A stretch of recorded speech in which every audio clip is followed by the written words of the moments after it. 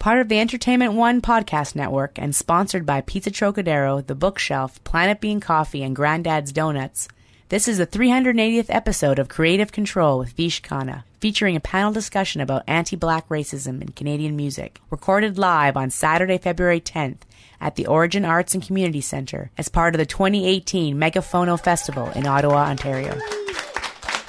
Wow. Thank you very much, Ottawa, MEGAPHONO. We are here at the Origin Arts and Community Centre for MEGAPHONO, and we have a panel today about Black Canadian music history. And my name is Vish. It's nice to be here. I'm sitting higher than everyone here because I have lifeguard training, I guess. I don't know why I'm so high above you. I don't feel high above you. I feel equal. But they put me here, and I'm just doing my best. I apologize. So it's a thrill to be here with you. And to begin our panel, I'm going to ask each of our panelists to introduce themselves by name, affiliation, practice, city of origin if they like. And also, I'm going to ask each of them to describe and discuss their first exposure to music made by Black Canadian artists. The first thing they remember experiencing in terms of Black Canadian music. So why don't we begin right here? Hi, everybody. My name is Melissa Vincent. I am a music journalist, an editor, and a community organizer from Toronto. Yeah, I suppose my first experience with Black Canadian music would probably come from something like Much Music, but then if I think back a little bit further, I remember being in maybe grade 1 or 2, and there was this picture book called Z for Zamboni. Oh yeah, I remember that one. Do you remember that? Yeah, I believe it's pronounced Zed for Zamboni. Zed for Zamboni. Oh my goodness. Yeah, you're sorry. right. Zed for Zamboni. Just keeping things very Canadian. Yeah. And I remember reading through that book, or I remember having my teacher read that book to me. And for P, or it might have been O, I remember coming into contact with Oscar Peterson for the first time. Oh, that's right. Yeah. Okay, and in book form, did you actually hear his music? I don't believe at that time. I think it probably was several years later until I actually listened to his music, but that was the first time I had encountered a musician who was also from Canada. Right. Before that, it had been a lot of exposure to American musicians, but that was the first time I was able to put together the relationship between being a Canadian and then also being a Black musician. So what did that do to you, so to speak? You're a young person, you're seeing a Black person in this book. I assume otherwise it's Zed for Zamboni, so the rest of the people were Italian, I assume, or white. So what did that do to you at that point in your life? Yeah, I think it was one of those experiences that I kind of locked away in a part of my brain, and I, later on was able to sort of pull it back to the forefront when I started to get really interested in jazz, and I started to sort of take an interest and spend a lot of time investing myself in the lexicon of Canadian music. Okay. So did that encourage you to check out Oscar Peterson at some point? So I don't think exactly at that point, because I might have been about 6 or 7 the time, and probably didn't have access. Did you ask someone to explain who he was to you? I mean, or did the book do that a little bit? Yeah, I think the book did a good job of setting the stage for who he was and sort of what his role, a little bit of what his role was in Canadian music. Mm-hmm. Which was a monstrous role. Exactly. Right. Yeah. Okay. And then I was sort of thinking about that again when I was walking to the National Arts Centre yesterday, and there's that really lovely statue and the music is playing sort of right by that building. And right. I was sort of thinking about this panel and then thinking about that experience and sort of tying those pieces together. Okay. You also mentioned Much Music. Yes. Though, so did you see someone on Much Music for the first time? Yes. Keisha Shante. Yes. Keisha Shante on Much Music. 2004? 2004. So I would have been 9 at the time. 9? Oh my God, I'm so old. 9 in 2004. Yeah, well, which is why when I read Zed for Zamboni for the first time, I was probably about 5 or 6. Right. Still so you're asking me all of these questions, and I was like, what was I doing when I was in grade 1? Maybe the teacher played it, maybe not, but but I remember seeing Keisha Shante on Much Music, and just feeling really excited that people were talking about an artist from Canada. Oh, okay. You know, at that point in what at that time was a fairly limited music environment, I just remember feeling the sense of pride. Nice. Okay. Yeah. Well, Melissa, thank you for being here. How about a round of applause for Melissa? Okay, we move down the stage. Go ahead. Yes, my name is Rita Carter. I'm born and raised in Ottawa. Shout out to 613. Love my city. My parents immigrated here from Uganda in the late 70s. And I started playing music when I was young, and I organize events. I play music. I write music. I do songwriting workshops with kids and Jaku Combat, which is a grassroots organization here in Ottawa. And I've got to say my first time being very touched by a Black Canadian musician was Maria Hawkins from Ottawa. If anybody knows who Maria Hawkins is.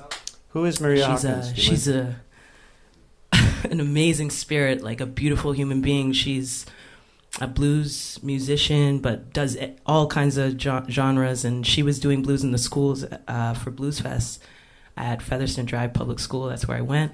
I was about 10 or 11 years old. Mm-hmm.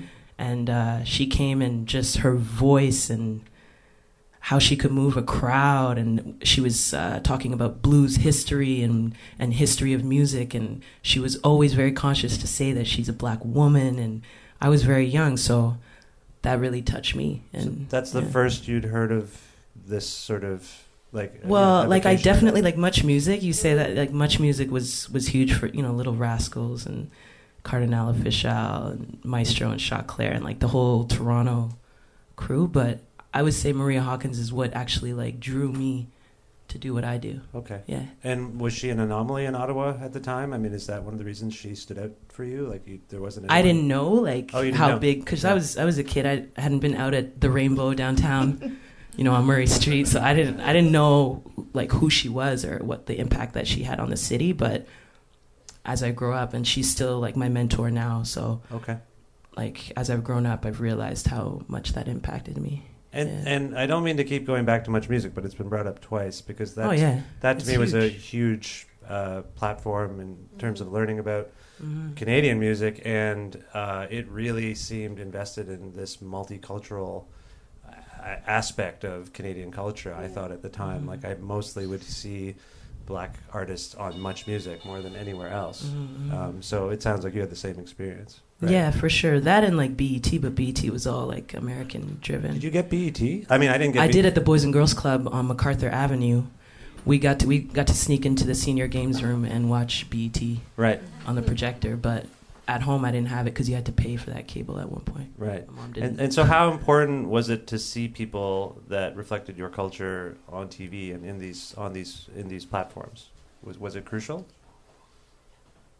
I guess I'd have to go back to like looking back. Yes, of course. Because I feel like I didn't actually come into my own and understand how important Black culture is to me until later in my life. Right. So looking back, I would say that, in hindsight, yes, it had a huge impact because it just lets you know that you can also do the same thing and there's no barriers. There may be obstacles, but you could do anything, right? Yeah. I remember seeing Namugeni Chiwanuka do on Much Music and Master T and like seeing Black VJs as well. Yeah, Michael Williams, of course. And yeah. Monica Diol for me. I mean, it's like, an Indian person is on TV. Wow. Yeah, it's huge, right? And Chiwanuka, that last name comes from Uganda as well, so she's half Ugandan as well. Oh, okay. Yeah, so it just inspired me. I think we're touching upon a thing that I've noticed in my children are young, 6 and 3, and they don't see difference, and they're not aware of maybe their own. I married a white lady, so my kids are beige. I don't know what color they are really. They're kind of off white, but I can tell they don't see race and skin color and things like that. Really, I mean, my son is my son snuck down while the Grammys were on, while the Super Bowl was on, and because we told him Justin Timberlake was on, and he's a big fan of the Troll song. Yes, so he wanted to see Justin Timberlake, and at the beginning, if you saw it, you couldn't really see Justin Timberlake. He was all in shadows, And my son, I didn't realize what he was saying, but he was like, is he brown or white? Is he brown or white? And I thought he was just muttering because he was tired. And I'm like, what? And I didn't figure it out. Then he emerged out of the shadows and was singing for a while. And all of a sudden, my son went, he's definitely white.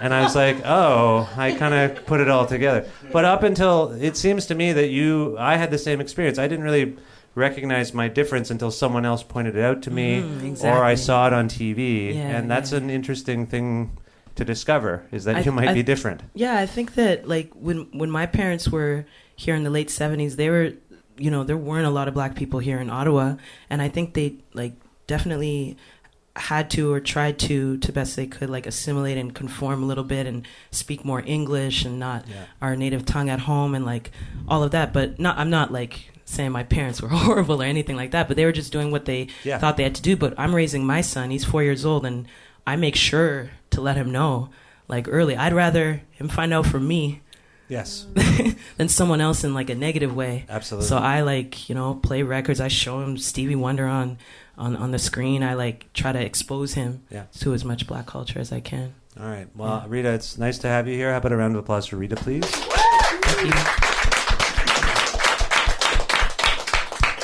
All right, we move down again. All right, so hello everyone. My name's Seismic. I'm a Ottawa DJ, producer, and rapper. Was performing at Megaphono on the 8th with City Fidelity and Cody Coyote, two amazing artists. And I was born and raised in Ottawa. So Ottawa 613, rep up. And do you remember the same question, I suppose? Like, do you remember who you first were exposed to in terms of the first like Black Canadian artist that I was exposed to was probably Chaos, and back into the men I used to be was bumping on Much Music and stuff, and I was like, damn, this song's good. Like, I really like Chaos. He's like the first like major artist that I've like was aware of that was Black and Canadian. So I was like, okay, cool. He's pretty cool. And then growing up like in the schools, I remember it was actually Rita Carter that came to my school that was doing performances there for Black History Month. And like she was singing about vitamin D and stuff, and she was encouraging all the kids to like just do what they want and like pursue their art because they can do it, right?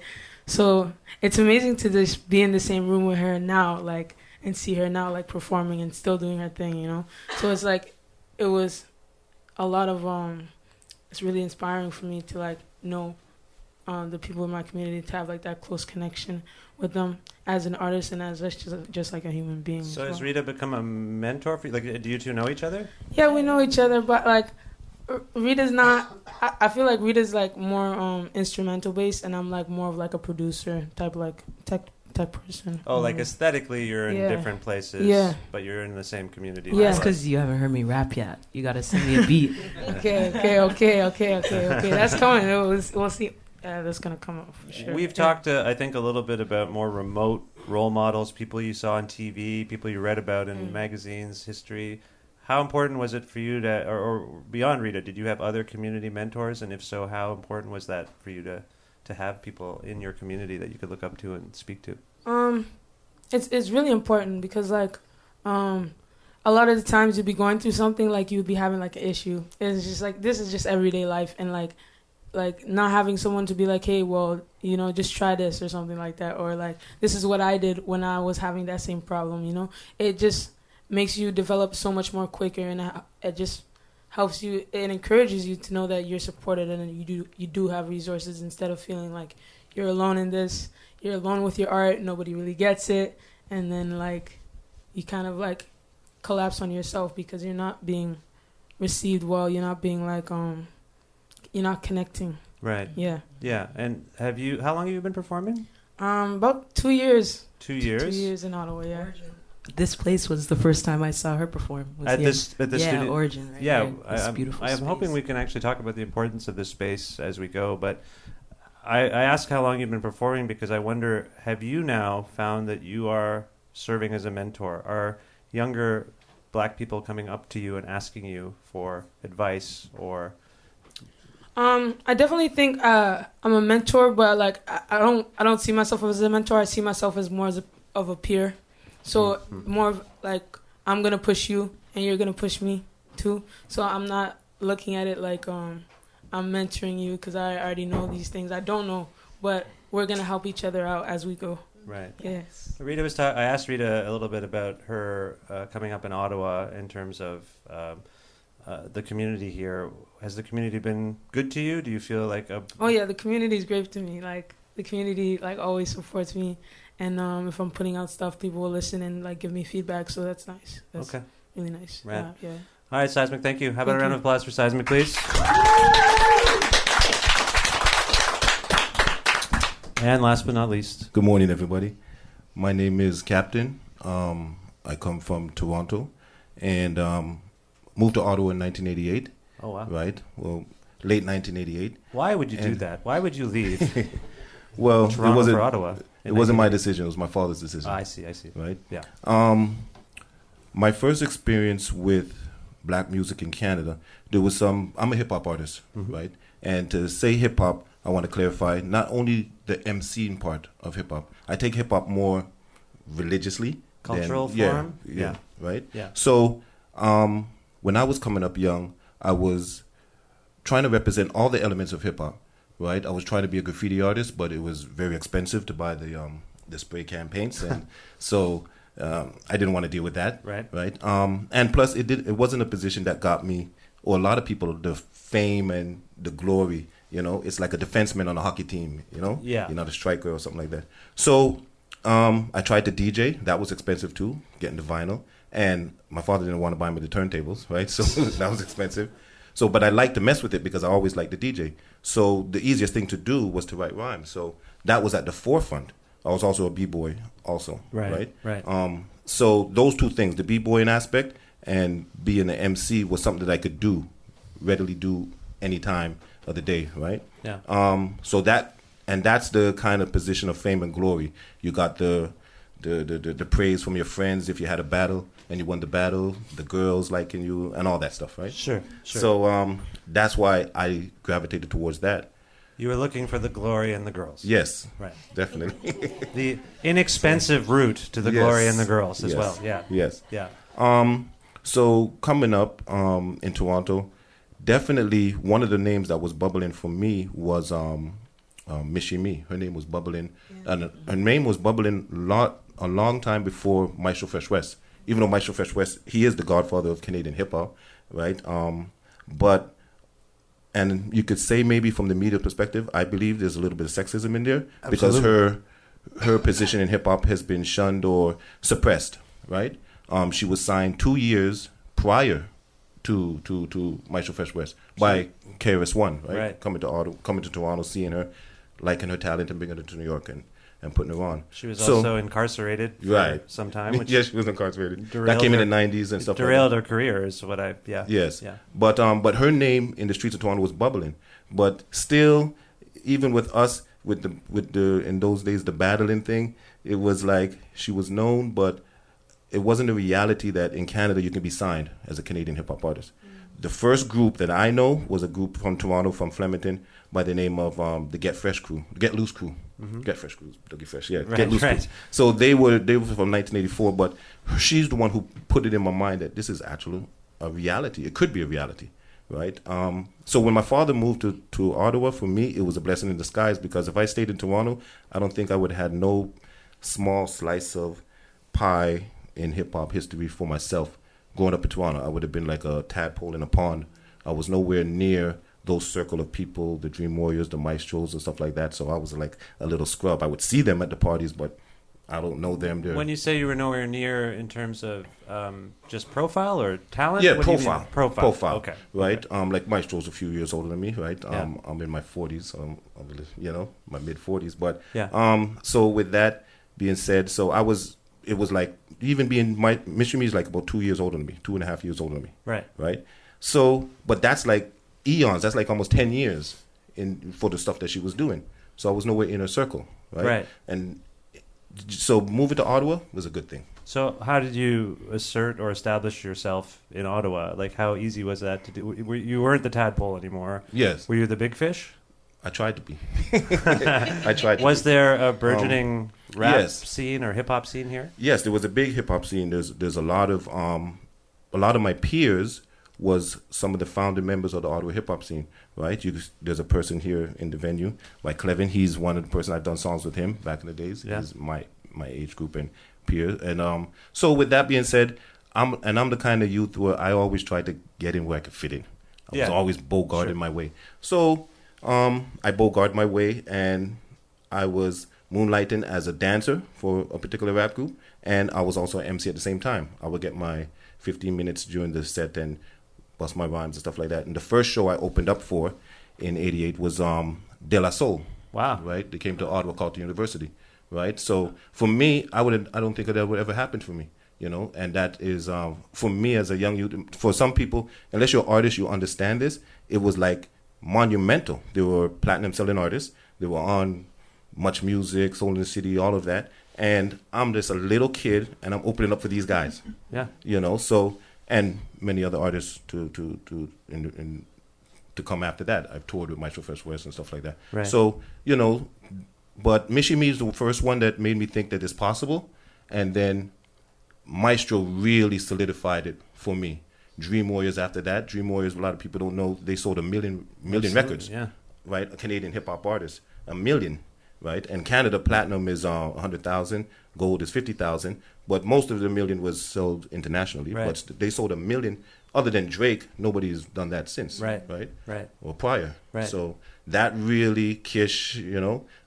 Kish came through, that's right. Yeah. Rumble, you know, those guys really said this is actually possible. And for a good portion of my teens, 20s, that's all I thought I would ever be. Right. I wanted to be a hip-hop artist. So you're inspired and influenced by Mishi Me in terms of her ability to go and basically be out there and establish herself as an artist. Did her lyrical content inspire you? I don't mean to pick through your brain and go down memory lane too far, but do you remember the kinds of things you were rapping about per se? Yeah. Well, in that era, hip-hop was different. There was two veins of hip-hop. Either you were socially conscious, right, in the late 80s, or you just rapped braggadocious rhymes about battling, you know, and ladies and, you know, your clothes and stuff like that. Almost similar to what people are rapping about now. Yeah, it seems to have come full circle. That's true. Yeah. But except we never necessarily talked about particular things. Now people talk about the cars or the gold or stuff like that. We talk about it per se, but sometimes it was more the wordplay. Sugar Hill Gang talked about having a big pool, the TV, this and that in 1978. They didn't own none of those things. I know it was. At the time, it seemed to be more aspirational, fantastical, and now it seems like it's more. It's a reality. Plausible. Yeah, exactly. Yeah. So Mishi Me, when I saw her, one of the things that stood out for Mishi Me, there was a New York MC by the name of Ice Cream Tea, and she went on stage and battled her in Toronto, and that's how she got her claim to fame. But in those days, male MCs didn't battle female MCs. So I didn't look at her as somebody like her rhyme play, her word play was really wow necessarily, because I just said to myself, oh, I want to battle somebody, I want to battle another male. But she put it in my brain that it's possible. So, but again, what were you the braggadocious rapper, or were you? I was mostly I was socially mostly the battle rapper. You're a battle rapper. Yeah. Okay, you were just Battle working rapper. on your skill set. Yeah, yeah. So, did you get into socially conscious rhymes at that time? Did you feel compelled? I did because but at that time it was to understand it. My father from the '60s. My father was a member of the Black Panther Party in New York. Oh, wow. Right. So because of that, he raised us in a household, right, teaching me about a lot of social issues, right, going on in the world. So when I was young, I was coming up knowing about like Kwame Nkrumah and Nelson Mandela and stuff like that, Malcolm X. So I used to it was just, I think, consciously, I would drop a little rhyme here, there, and plus Public Enemy was at the forefront, right, 89, 1990. So when I hear certain things, I would get inspired. I'd write a rhyme, but it would just be maybe one or two rhymes. Right. But the majority of my content was still battle. Okay. Rap. And was it reflective of this community in some way? Yes, definitely, definitely. In the late 80s, early 90s, we had a lot of me coming up as a young black youth. There was a lot of tension with police, right, and stuff like that. So that fueled, when I did write my rhymes, that would fuel it.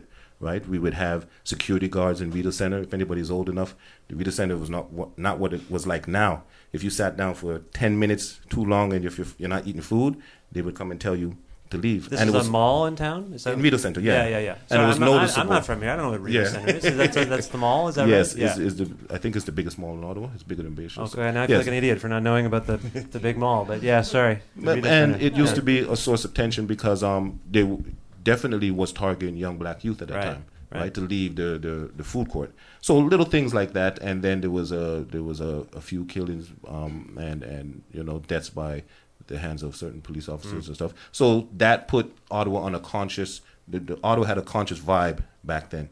So if you were a rapper or MC, it was hard to escape it. Even hip hop generally in North America, in America per se, was conscious too. So you couldn't escape it. Okay. Thank you for that. How about a hand for Captain? I appreciate that insight. So we touched upon a few things there in terms of representation. We talked about Much Music, which went downhill in terms of its ability to really represent music culture, I think. At some point they realized, for whatever, I mean, it was a business decision. Like, they don't really show music as much anymore. Is that fair to say? Well, same with MTV and BET and all that. It's just because things have changed. Like, people are watching videos on YouTube. Yeah. It's just what it is. So. And you mentioned the Origin Arts and Community Center as being a place where people can be exposed to different artists. And you mentioned the fact that you had to get out of Toronto, you left Toronto for Ottawa and then were able to find your voice. So, and we've talked a little bit about representation and how you get representation. How you actually are able to gain a profile and be exposed to culture and also expose your work to a wider audience. Do you feel that, and I'm opening this to the floor now, by the way, do you feel that Black Canadian musicians are well represented in the Canadian music industry at present? I'm curious if anyone can speak to that. We are obviously in a post-OVO time where there has been a spotlight shone on Canadian music on some level, but are you feeling that as artists yourselves and as journalists as well? Do you feel like it's any easier for African Canadian, Black Canadian musicians to get have a profile and a platform for their work? I definitely feel like for Black Canadian artists, I feel like if once they start getting off the ground and they start getting their content out, it's a lot more American people that are supporting them. So it's a lot more American people that are watching the videos, listening to the music. Like even there's this guy Knight Lavelle in Ottawa. He's killing like the hip hop game like in the US right now. Like he's in it with all of the trap guys and like barely anyone in Ottawa knows Knight Lavelle, and like how do you not know a celebrity in your own city, right? Yeah. And like that's just because of the culture in Ottawa is not focused on hip hop culture, it's not focused on Black culture. Like we don't have a prominent like martyr that is just like us, you know what I'm saying? This is us in Ottawa, you know what I'm saying? But like I don't know, that's how I feel. It's like we get more support outside when we get exposed outside, like even in like Europe and such like that. That's a Canadian phenomenon a little bit. Would you agree? That's it's crazy you say Knight Lavelle because I was on tour in the UK last fall and Knight Lavelle was playing in someone's car like in Cambridge, like just bumping, and I went up to the guy. I'm like, that guy's from Ottawa. Like that guy's from. He's like, oh yeah, like. He like didn't care, drove really. away, he drove away. Yeah. But like he was like, yeah, he's really dope, and like it was crazy. But it was crazy that you say that. Yeah. And so, does that have something to do with your city being somewhat remote and not known as a? It's weird. Ottawa, I don't think gets its fair recognition for being a cultural hub compared to obviously Toronto, Montreal. To answer that, I would say that Ottawa. This is my personal opinion. Sure. Right. It really does suffer from a real strong identity, right? An independent identity. Like, for instance, Toronto has many monikers for itself. It had the T-Dot, the T.O, 613, right? I mean, not 613, sorry, the 6. That's right? you. Yeah, the 6. 613 is you. I don't know why they call it the 6. They should call it the 4. The but, 4, I know. But, it's Drake. Not good with numbers. Yeah. But because of that, Toronto's had a strong identity. right? So much so that even when I moved here from Toronto, for the first like 3 years, I'm still calling myself a Torontonian, and people's like, my friends like, no, you're from Ottawa now, but people feel proud to be from Toronto. Montreal has that; they have the Montreal, the this and that, Mont Live and stuff like that, and they feel proud that they're from Montreal, being that we're right in between. For the artists, because the artists, a lot of, and I'm saying mostly hip hop, not necessarily R&B. Yeah. There's a lot of egoism. Right. In hip hop, so they want to play like the big city, so they see like Toronto, but nobody really wants to rep Ottawa like that, right? So it suffered from that, and a lot of the potential fans don't support their local artists, right? Whoever your potential fan or audience could be, they don't support it. So is it fair to say they don't support them until, say, America or England supports them? You could say that, but originally hip hop. Well, I'm saying hip hop, or even from R&B, it had its own sound, right? Mm-hmm. We talked about different social issues than an American hip hop artist might talk about, right? Yeah. So that's why I think, like even to now, Cardinal and those guys, they're much more successful because they kept a Canadian template within their music, right? Right? They didn't try to be like they're from New York, right? They just kept it. They were embraced by, like Cardi was really embraced by Wu-Tang Clan, I remember, and that helped. And I still remember getting the liner notes for Fear of a Black Planet by Public Enemy, and they thanked Maestro Fresh Wes. And I noticed it in the little tape I had, the fine print. Oh my God, they thanked Wes. Like, that's amazing. They had a tour together, their first tour in '89. I know like what the history is on some level, but I just thought that was a nice nod from Public Enemy right away, kind of thanking hip hop artists around the world. But it meant something to me as a kid that they noticed this Canadian guy, and is that a Canadian complex we have, Melissa, do you think, that we need this external recognition before we will really appreciate our own? Yeah, I think so. I think it's interesting to think about the fact that there seems to be this international spotlight on Toronto, on Torontonian musicians and what it means to make music from Toronto. But then I think an element of figuring out what that new identity looks like also means that Toronto's still figuring out a way to shed its very... 4 dudes in an indie rock band is what Toronto music was and kind of looked like to the rest of the world for so long. So I think that while we are embracing it really fully, I think there, whether it be from different publications or whether it be from just industry folks, figuring out how to bridge that gap is something that feels like it's consistently a work in progress. Yeah. Well, I think the other thing that Canadians might suffer from is this resolute belief that we are a truly egalitarian, multicultural country, and I feel that we don't address racism enough in this country and its impact on people. This is a delicate question. I open the floor, but have any of you encountered racism in your work, in your practice? Have you encountered that? I know what the answer is likely going to be, but I wouldn't mind hearing your perspectives on this and examples even, because I know it will be difficult, but I do think I do think that people don't recognize that enough living in this country. Does anyone feel comfortable speaking to this? I've had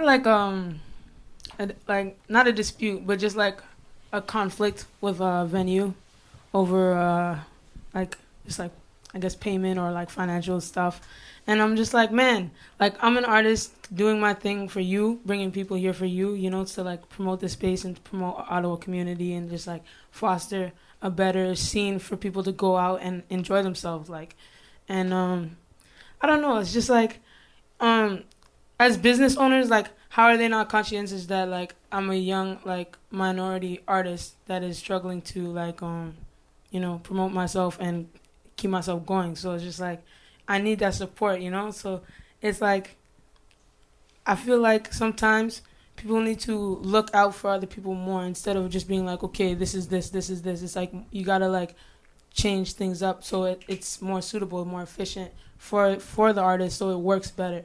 It's like it works better, it feels better, right? And it's less of a stressful situation to like approach. I feel like. So you're citing an example where And I'm just trying to pick apart what you're saying. Are you saying that in that instance that you're referencing, you felt that the racism was implicit in them debating? I don't feel like it's racism. I feel like you need to be conscientious of who you're dealing with and like knowing the person, you know? Yeah. And just like understanding that certain things like they shouldn't matter in terms of that, the way the thing like played out. I feel like that should have never happened, ever. Like that doesn't make any sense to me. Right. And I feel like that's just maybe that's a cultural disconnect. But I feel like anybody who is empathetic enough to understand other people and like the value of performance and like art in general would never do that. Mm-hmm. Okay. Definitely for me, yes. Right. But I think it's more covert than overt. Right. Racism is very subtle. Right. It could be in the way of if you're a particular artist, right, how they try to box you in, right, your subject matter, right, try to streamline you to be a certain way, especially if you're expressing yourself and your identity, At one time it wasn't a point, like during the conscious era of hip hop, you could wear the beads, you can wear this and that, and it's funny because record labels would tell you, put on the beads, you need some beads because that was selling. But now they would streamline you towards the materialism and stuff like that. So, if you want to express yourself, if you're talking about being a proud black woman or, you know what I mean, and you're putting it in your songs, or like if you're an artist like India Irie, but you're in Canada, right? Mm-hmm. That kind of artist, right? I could say, Rita Carter could be like that kind of artist, how she wears her hair natural and stuff like that. And they would shun away from those kind of things. You do magazine covers, when they do the Photoshop, right? They lighten your skin a little bit, They do all those kind of things in subtle ways that would definitely hint to that there's racism. And do you feel like that? Sorry, Rita. Did you feel like that's still happening? Yeah, it still happens, but you got to be aware of it. If you're just not aware of it or not really entrenched in the music scene, like for instance, the Juno Awards at one time never used to air the hip hop segment when the hip hop artists were winning the awards, right? It used to be the non-televised portion, and hip hop and urban music generally. It wasn't only hip hop. The R&B section wasn't aired. The reggae section wasn't aired. Right now we have a Canadian Juno Award winner. He won 5 times in a row from Toronto, right? And anybody who's won 5 Grammys in a row, right, would be known around the world. Mm-hmm. Most people don't know him.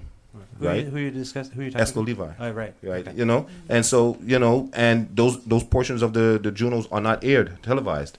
They're off the air, right? They would have a performance maybe, and some people would argue this tokenism, right? But, so the Rascals in 1998 took a stand. So when they were getting the awards, they said, we don't want it, and we're not going until the Junos start airing that televised, that portion of the awards, we're not going to, accept no awards. A lot of hip-hop artists jumped on board. Cardinal Official just had to do it. It's almost nearly 10 years to minus 2 years, right? Mm-hmm. But 10 years, 2006, he said the same thing. Cardinal Official came out publicly and said he's not going to any more Junos because they're still not airing the hip-hop portion of the awards. Right. So subtle, but it's very noticeable. It is noticeable, yes. Sorry, Rita, I didn't mean to cut you off. Did you? No, I didn't even. No, it's fine. Go ahead. Yeah, I just want to touch on like Ottawa and racism, and I just think and I really appreciate that compliment that you think I could be the India Irie, like the what I mean. I really appreciate that because I grew up listening to Tracy Chapman and all of that stuff, and I just think that Ottawa, like, we just gotta just take, like, it's just gonna take time. Like, it's not impossible. No one's gotta rush. I feel like, artists here are trying to rush to get to the top. And, when it comes to racism in Ottawa, like, it absolutely exists. But I think that because Ottawa is like, it's the valley town and there's all these other outskirts of Ottawa, like, that's where it exists. I was working for Blues Fest. I did 2 seasons with them. I love Blues Fest. I grew up going to the festival, and the racism that I experienced being a black woman, a dark-skinned black woman, working at the forefront, at the line, dealing with Toby Keith fans from Smith Falls and like the outskirts. Like I'm not, or I'm not saying these places are bad at all, but I'm For just lack saying of a better term, people maybe redneck areas. I mean, like, yeah, I don't want to. I don't want to say that, but I mean, they're from places where they don't go to school with black people much. Right. Yeah. You know what I mean? So or people from anywhere other than Caucasian people. So I just think they're not as exposed to it, and I dealt with lots of racism, and like I just think people just need to understand that. Yes, it does exist here, but it's only going to change if we just keep exposing ourselves more and more and more and being ourselves, like not being anyone else. Yeah. So that's why I wear my hair natural, because it's important. Oh, yeah. Hey, natural hair, shout out. I also want to say that there's like not a lot of just like all of the spaces that us black people have as like artists, entertainers, and stuff like that, we foster it ourselves. So like the first place that I ever got to perform like in front of people on a mic was the hip hop open mic, and it was run by Jamal. So these things the thing is that there's so little of us to like really foster a space for us, and like we're doing it on our own. And even like in terms of music festivals, there's tons of music festivals in Ottawa, Folk Fest, Ottawa Explosion Weekend, even Megaphono, but they're not doing a good job of like having a space for just like black artists, and like especially local black artists. I remember I was at City Folk Fest, and it was all the one hip hop show was like all American artists, so they're all international artists. But I guess that's for the pool and stuff like that. But even at Blues Fest, like they booked Migos, they booked Migos, and that show was crazy. Right. And people were flipping out because like, oh yeah, you have 1,000 people there and you don't have enough space for everyone, No. And it's just like how do you blame the artist for that? How do you blame the artist group for that? Because a lot of people were being like, oh, Migos should never come to Blues Fest. But like at the same time, Blues Fest was trying to make a pull for a big artist. Yeah. And the biggest artist was a black artist. But now people are blaming the black artist for having the biggest pull at a show. Yeah. Right. And that's the shows that were actually the craziest were the country shows. They were crazy. Just define the crazy, though, for people who don't know these stories, because I know there was an uproar, but... Just, underage drinking. It's really hard to police 30,000 people. Yeah. Like, I just want to give a huge shout out to the security team, to Torsa Security, like, here in Ottawa, and the whole Blues Fest staff, because we... Like I'm speaking. I'm trying not to speak on their behalf. I don't work for them anymore, but we work hard to try our best to make sure people are safe. Yeah. The volunteers, 3,500 volunteers. The core staff is 25 to 30 people. Right. Like we rely on our volunteers. All festival. Shout out Elena Martin for West Fest. That's a huge festival in Ottawa too. Everybody in festivals here in Ottawa, we work hard to make sure it's safe for people. Mm-hmm. But sometimes things get crazy. Underage drinking, drugs, just, a lot of people in one space. People get live and things get nuts. But I mean, I would still send my kid to Blues Fest. I would still let him go and experience that. Yeah. And you just got to like teach your kids and, how to be good people and look out for people. There were a lot of good things that happened too. Right. So, yeah. Melissa, I feel like you have something you want to say about this. I can tell. Yeah, I feel like I want to echo everybody's comments. But first, the comment that you were talking about people being weirded out that Migos were performing at Blues Fest seems very bizarre to me, because Migos are like one of the biggest rock bands on the planet. Yeah. And to not understand the role that they're playing and the way that we think about rock music seems bizarre. Very bizarre. Very bizarre. Yeah. Very bizarre. But I think to kind of talk about the way that racism in the Canadian music scene, or sort of the Canadian music space as a whole, suffers from a lot of covert issues, where you oftentimes enter spaces and you feel your racialized body and how you walk into spaces and people respond to it in a different way. Without saying anything, you feel the way that people respond to it in a different way.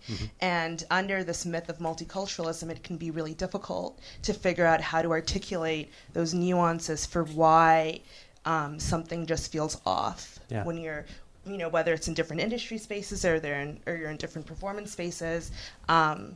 Something is happening, and something's happening to indicate that you're being othered in those areas. Yeah, no, I agree. I agree, and I want to come back to this in a moment, but we do have to take a quick break, and we'll be back with more with our panel. Thank you for being here.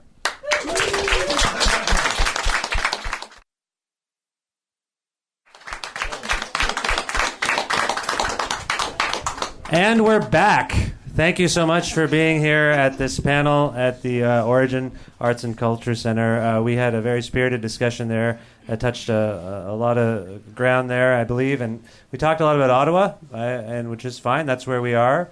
I have a big question here, and we don't have a lot of time left, so I'm going to open this to the floor, because we've talked about, I think we've talked a little bit about anti-black racism in the Canadian music industry, but do you feel like anti-black racism is an issue that is recognized enough in Canada generally? And I mean this from both an artistic perspective and just from your perspectives living in this country. Well, first thing that we have to understand when we talk about racism, that it's, for the most part, it's institutionalized, right? It's not individualized. When it comes down to the individual, most of it is ignorance, right? So because of that, it wouldn't escape any institution. It could be prevalent in the police force, in any academic institution, right? Festivals like the music business and stuff like that. So beginning with us being in North America, I know that we feel that, I personally feel that a lot of people think we don't have racism here in Canada. Right? Well, it's a U.S. thing. Yes. Right? Yeah. Mostly overshadowed because U.S. had slavery, being very prevalent. And Canada had pockets of slavery too. Canada had slavery right? too. But the numbers were very much smaller, right? But because of that, that is deeply entrenched in the ideology of the Caucasian majority, right? That they're not racist. And they can't see themselves as having racist ideologies. Now, racism doesn't mean you see somebody in the street, run him down and say, hey, use the N-word, right, and beat him up, even though that has happened, right? Yeah. It's happened to me. It's happened to a lot of my peers. But at the same time, like I was saying before, it could be very subtle. If you talk to somebody and you look at their views, when Somalians started first coming to Canada in droves in the late 80s, if you saw some of the views, the politicians' views about Somalian immigrants coming here, right? Jamaican immigrants coming here in the 80s in Toronto, right? Well, at one point, everybody thought if you're a black person, you're Jamaican, right? And little crime that was being committed, stuff like that. If you go out west of Vancouver. But not only Jamaican, but guaranteed to be a drug dealer. Right. I mean, politicians were pushing that narrative, and carceral rates reflect that. Exactly. It's insane. Out west in Vancouver, there's racism against the Central Asians, right?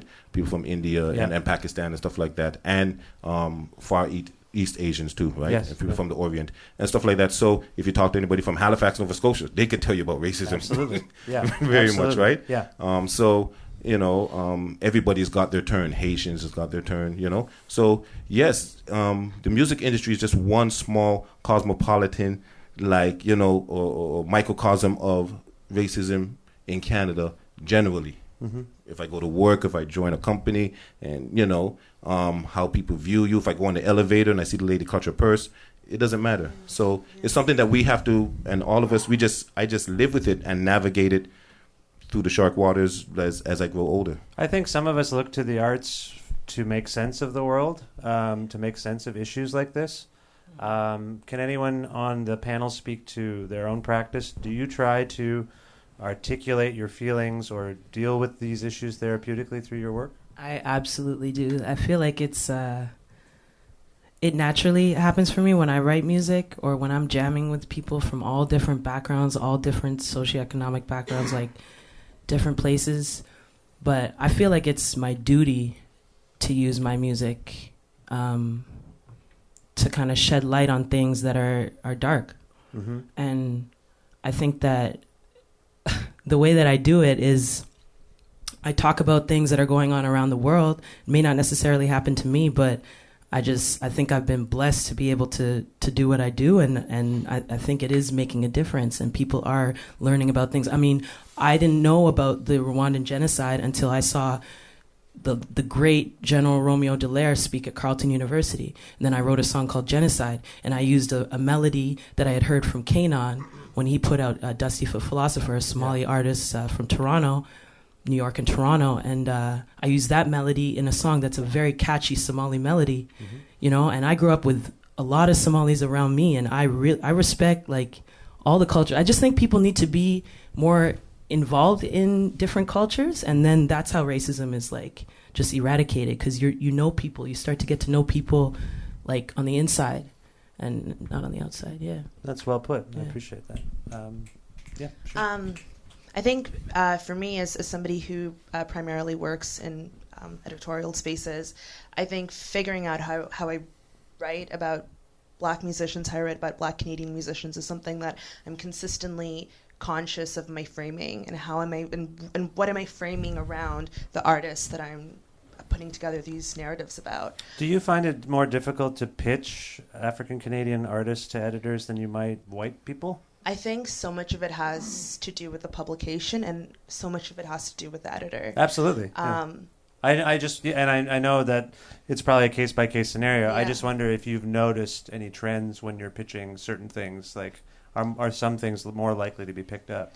Yeah, so that's a question I feel like I have a lot of complicated feelings around. I can imagine. Because on the one hand, and I kind of came up in the metal scene, and I kind of came up in the hardcore scene. So right. that when I first started writing about music, that was a lot of what I wrote about it. That's a lot of what I was thinking about. And as I started writing in different spaces, I started to realize that the pitches that would come to me, or the way that editors would pitch me, would, depending on the publication, would almost exclusively be about Black artists, which made me think about what they perceived my role was in that space, and how they thought, or maybe some of the limitations they had around how they wanted to position the Black artists that they were trying to profile right. in their pages. Right.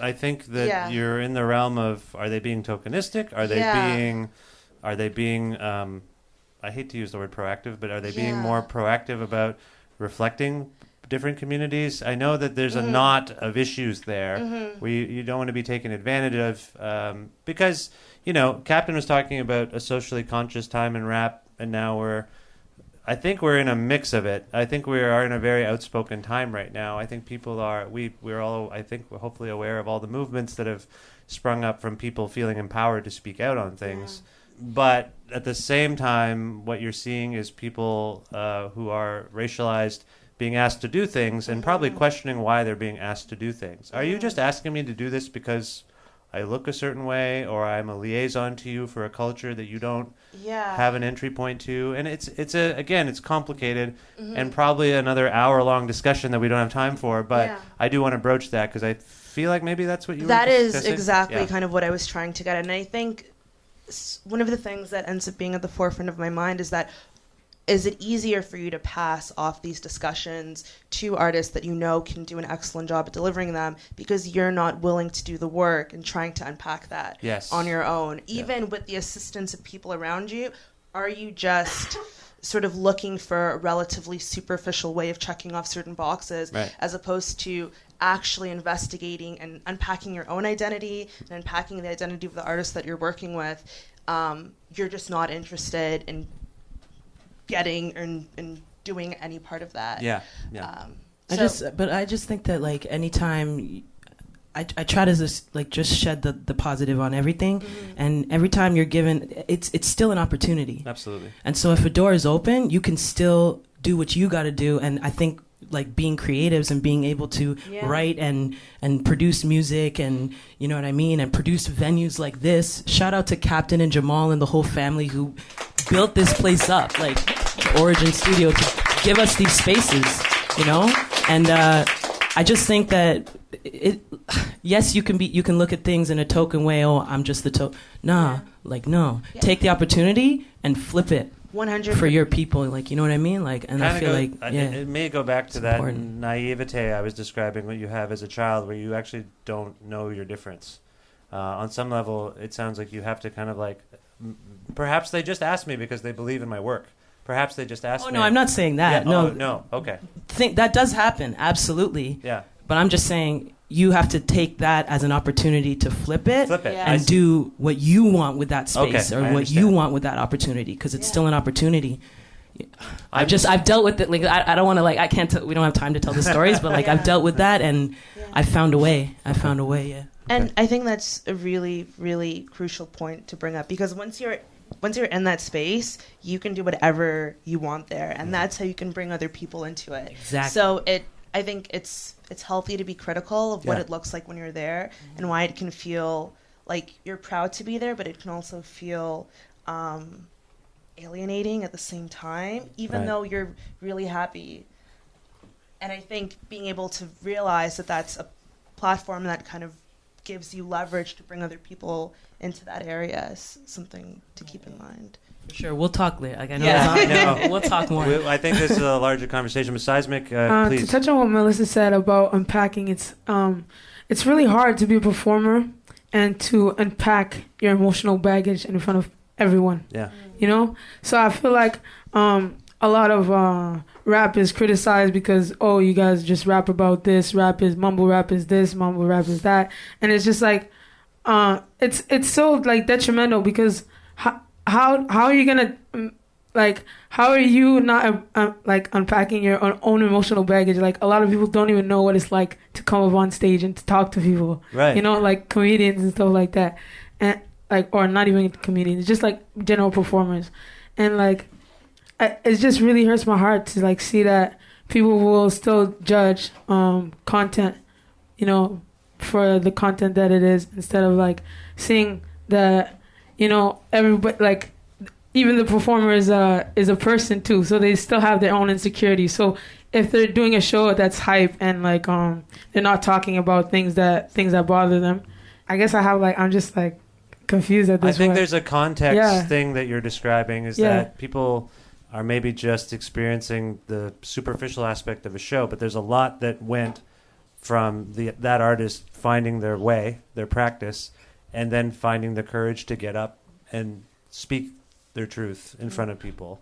I think that's maybe what you were saying. Yeah, exactly. And that's even a long way that even artists still have to like figure out how to do. Like, even Jay-Z put out 444 this year, and he was being honest about things in the hip hop community. And a lot of younger guys don't have like the confidence to do that, because of the whole culture and the scene and like being labeled and stuff like that. It also takes time to get to know yourself. Yeah. You know what I mean? People don't. When you put out honest music, that's going to be timeless music. We are still listening to Tracy Chapman till this day. Yeah. Like, that is honest, classic music, because she knew herself. You know, as long as you know who you are, but it takes time. So that's why younger guys are rapping about Gucci Gang, Gucci Gang, Gucci. I mean, he doesn't know himself yet. He's gonna learn. I hope so. Yeah. That would be nice if Oh you yeah, he learned. will. Yeah. I think we're fighting many fights, right? The artist is almost like fighting against himself when you don't know yourself, right? Mm-hmm. You want to project yourself in a certain way because you want the record sales. You need money, and it's mostly fueled by capitalism, right? Yeah. And if you're talking hip hop, even R&B, and you're talking about black artists, we're coming from certain social economic conditions where, you know, and the black male particularly, when you're talking about hip hop, right? He wants, at the end of the day, he might want a little bit of the fame, the girls, and all of that, and accolades he gets from his peers, but he wants to maximize his music to make that dollar bill. Sure. Right? Sure. And plus, if these artists are young, just generally, no matter who you are, you're not really, you haven't come into yourself yet, right? Yeah. So it doesn't escape you just because you're a musical artist. 2, then you got the corporations that they want money too. So they would push you into that direction because, you know, that's what sells. Yeah. And if it's self-destructive, they don't care. Right. right? The record labels, right? You have venues. There's not enough venues, like, right? She was saying. So because of that, there's only a few venues that would, just Blues Fest, but Blues Fest is for main international artists. Then they have a little stage where, sometimes where, local artists could get a little play. But at the same time, it's far and few between. Not everybody can get on that stage. Absolutely. Right? You got to be really doing things and stuff like that, and they will recognize you. So there's you got West Fest, you got other, and not only in Ottawa, in Toronto, you got Manifesto, you got all kinds of platforms that would do things. You got Origin Studio here, you got the Soul City Music Fest, so there's a fight and a tug of war. Do you want to produce art? If you're really going to produce art, you can be in your basement and paint all you want and don't sell nothing and just make it artistic. Sure. But people want to get paid for the art because capitalism is fueling, when there's poverty or, just making a living. Livelihood, yeah. Right. Yeah. So survival. Because of that, you have to balance between yourself. What if I'm being true to myself? If it's a painter, if it's an actor, right? What kind of role you take and how you project yourself on the movie screen, right? Or if you're a producer or R&B singer, whatever. If you're a journalist, what would you do? How would you write for certain articles? How would you slant the article to make the person look? Or sell your soul, some people would call it, right? So there's a fight on many levels, but mostly it goes back to the artist themselves. Because when you stay true to yourself, one thing I know, even though if you do something for so long, you're going to reap the benefits of it. Right? Yeah. No matter what. It might take a longer road than selling your soul, but you'll reap the benefits. I hope you're right. Yeah. Thank you, Captain. We are sure. Yeah.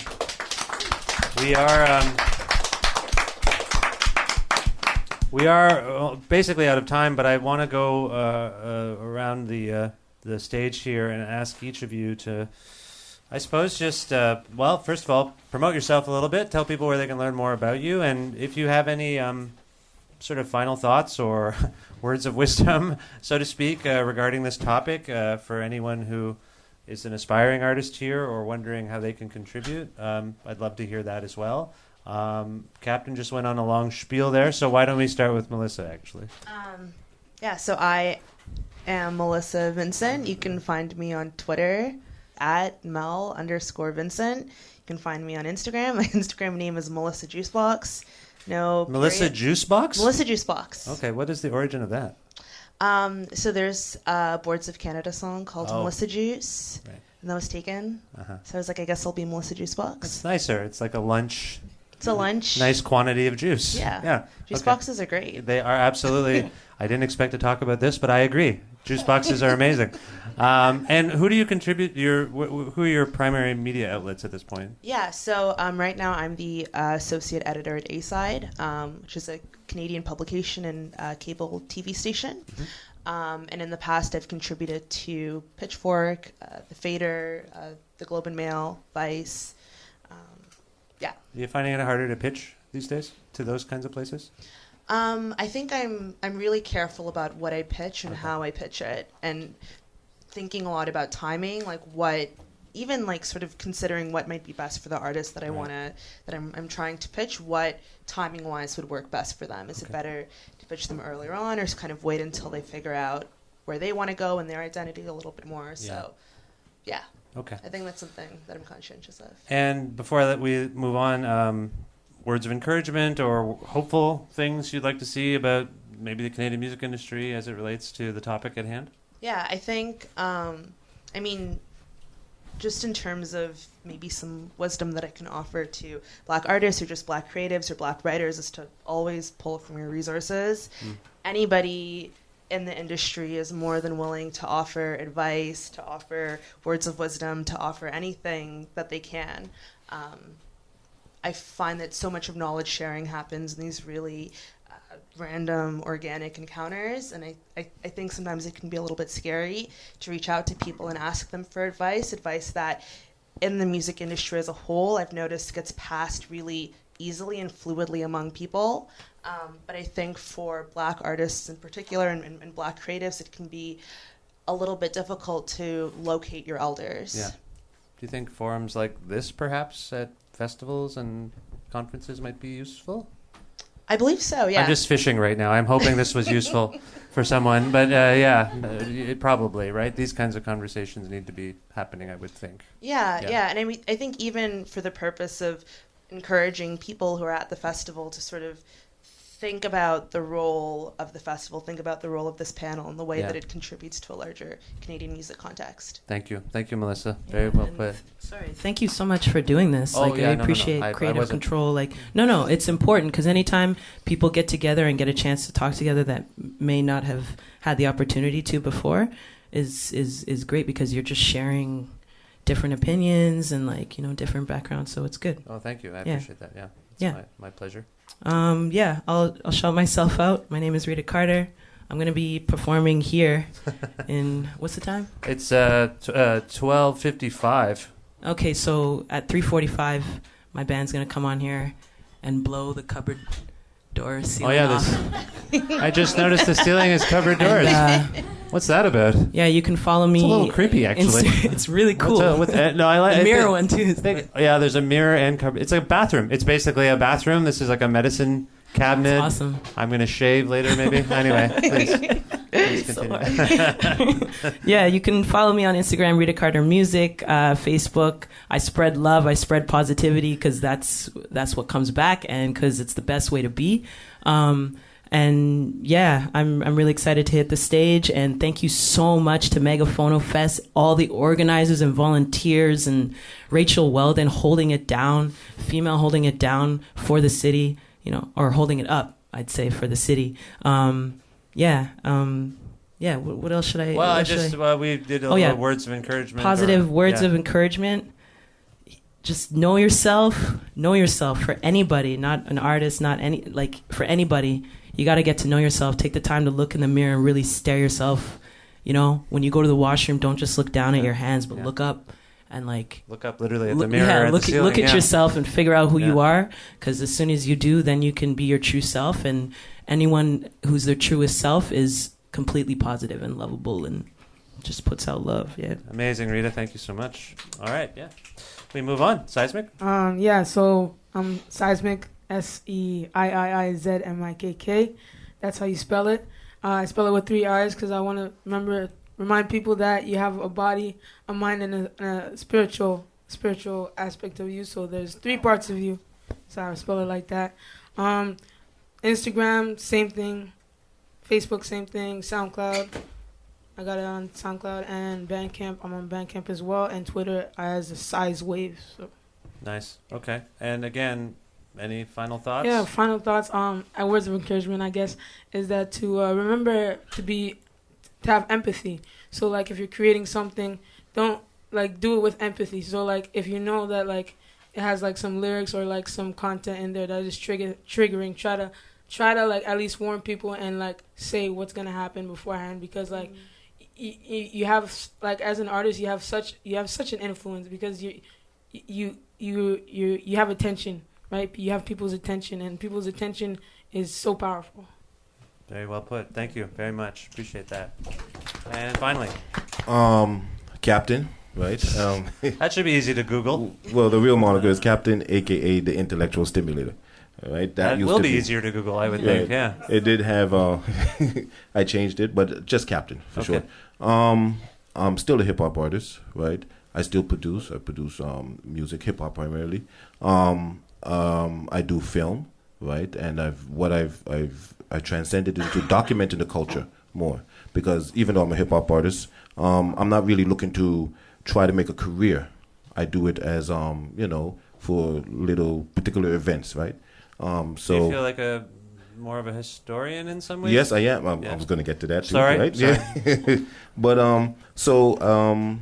I do film. So I just finished my first movie, right? Called One Weekend. I'm dropping it in March. So it's going to be debuting here at The Origin. So go on The Origin Facebook, right? And you just scroll up and you'll probably see the advertising for it. Can you describe the film a little bit? It's based here in Ottawa, about 2 local Ottawa hip-hop artists is trying to make it big in Ottawa, but they have no money, right? So they go to a local neighborhood kind of gangster to borrow some money, but kind of bite off more than they could chew. by taking this, like shaking hand with the devil, so to speak, right? Right. And so they have one weekend to sell these drugs so they can have money, but they get themselves in trouble because their wives don't like the decision and they lose the drugs. So they're in hot water, right? So they have by Monday to come up with a convincing story to the big boss man. I see. Okay. And they're not drug dealers; they're just rappers that made a bad decision. Right? Okay. But it's mostly comedy in the movie, right? It might have that, some people see it as that negative slant, that stereotypical, okay, there's drugs and stuff like that in the movie, but mostly it's comedy because they're looking for the whole weekend, who stole their car, where's this drugs, we lost it, oh, we're going to be in trouble. Okay. So anyway, but I like to document the culture more, so I have Northern Touch DVD and print magazine. I've taken a little hiatus from that, but it's still up. The Facebook is Northern Touch Canada DVD. And so a lot of events all throughout the city. I'm always filming the events, right? I see you're filming us today. Yes. I'm always documenting anything dealing with urban culture generally, right? And I like to give back, right? Because one of the things, well, I'll go into that as far as the words of encouragement, but I want to give back. So I have Soul City Music Fest. Right, we're running. This is going to be our third year this year. It's right down to the end of the road at LaRouche Park. There's a big park right there, baseball diamond, big soccer field. So we put a lot of local artists on, right? Emerging artists, sometimes touching the stage for the first time, and some well-established artists. And I would just like to say, Rita Carter is going to be headlining this year at the festival. Announced it. Nice. So,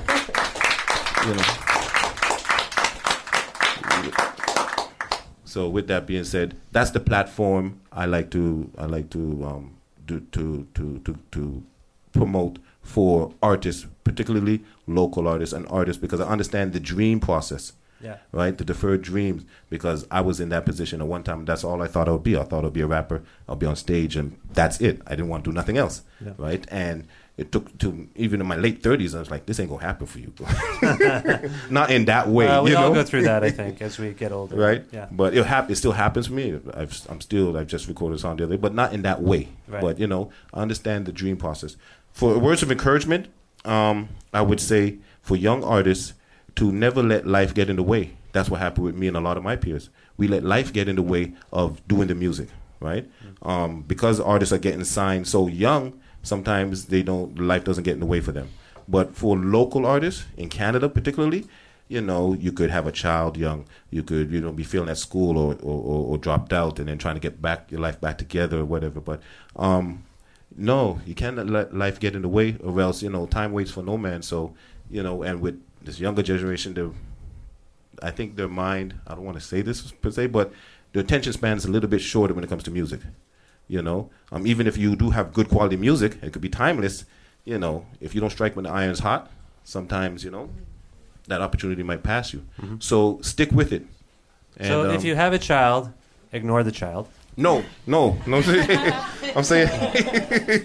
Is that what you're saying? I'm just parsing this out here. Feed the child, but still write lyrics with one hand. Just feed the child. Yeah. Everything else will take care of itself. Work on your raps. Just have balance. Rock the child, burp the child, and you write lyrics with the other hand. Okay. And but no, don't. I think I stick to your vision, so to speak. Yeah, stick to your vision. Yeah. Stick to your vision and stick with it. But in Canada, we get discouraged a lot, especially with U.S. artists reaping the financial profit so big. We get discouraged and thinking, yeah, we can make a little money, but could I actually buy a house off of this? Yeah. Could, I might get car money, but could I be the gold and the this and the that and the pool? So that discourages a lot of Canadian artists, black artists particularly, right? So, but don't get discouraged because, Drake blew the roof off of Canada, and there's a lot of people coming right behind him. Oh, you're talking about Knight Lavelle, right? I know his father. Me and his father is the one who opened up for De La Soul. What I mean? Back in '88, nice. Right? So it's sometimes it doesn't happen with you, but your next generation. But you see what's happening now, right? For the foundation that was laid. So there's a good foundation in Canada that it could happen. Yeah. All right, Captain. I appreciate that. My name is Vish Khanna. We are recorded this panel for my podcast, which is called Creative Control. It's creative with a K, control with a K. It's available on all your favorite podcast platforms, so please do check it out. I'd like to thank Elsa and John and Rachel, everyone at Megaphono, Jamal here at the center, and all of you for being here. I really appreciate it. I hope you enjoyed our panel. How about another round of applause for our panelists? Thank you so much. Have a good weekend. Talk to you soon. Bye for now.